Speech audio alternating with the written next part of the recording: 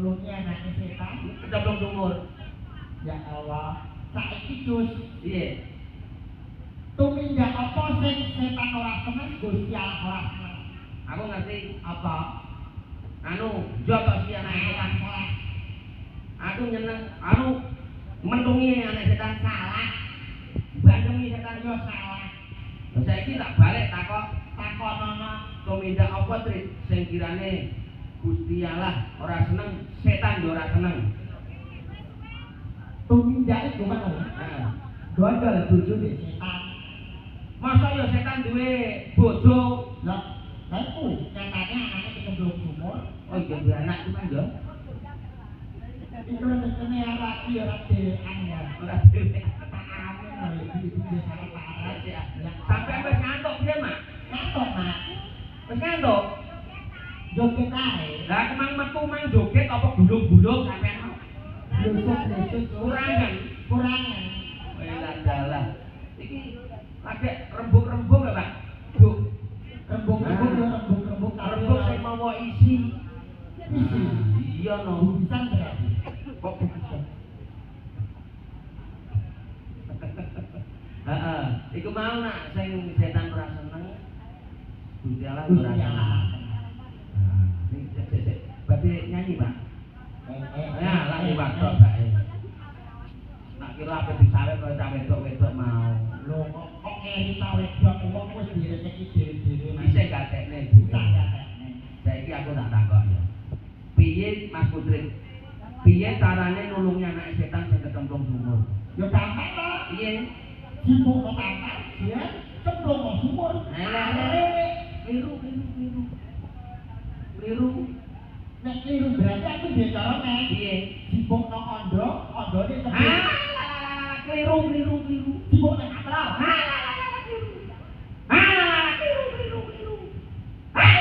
keliru kok malah kaget Apa? saiki kita takoki Takok. piye carane tulungi anak setan sing kecemplung sumur Tak bosan ditulungi wong ketoprake penake ngene kok iso. Anakmu dhewe lho pikir ngapa kok mikir nulungi anak setan. dan iki lho mau Anakmu dhewe lho pikir apa kok mikir anak setan barang dia iku kok iso. Iku mau dadi wong Jawa kudune ya aja ilang jawane. Ya kudu ya gelem tirakat, ya gelem ibadah, ya kudu apa ki iso nulat karo warga kene nguri-nguri kabudayan. iso imbang antarane dunya Akhirate ngono. Aku percaya nak biasa kene iki budaya ora ilang jawane. aku selalu takut celuk Nggih to? Ora tak celuk, lah ora pancen tak celuk. jam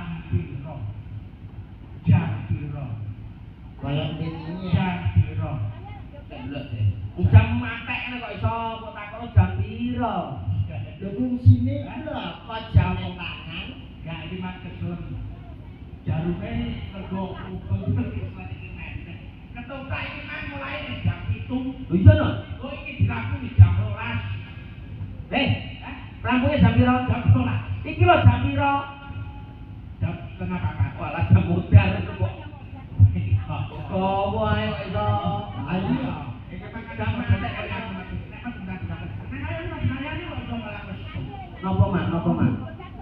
Ora man karo apa? Bocahku nek. Ora raman karo bocah-bocah ngono mak yo. sampeyan ora ora Mari aku Pak Dinten Mak Mak Maryati. Kowe ala Mak Maryati iso nggoyo kacamata kaya Risa Sabian aja. Nggih. Ngangge kaca tinggal. Ben tambah ketok nggih Mak nggih.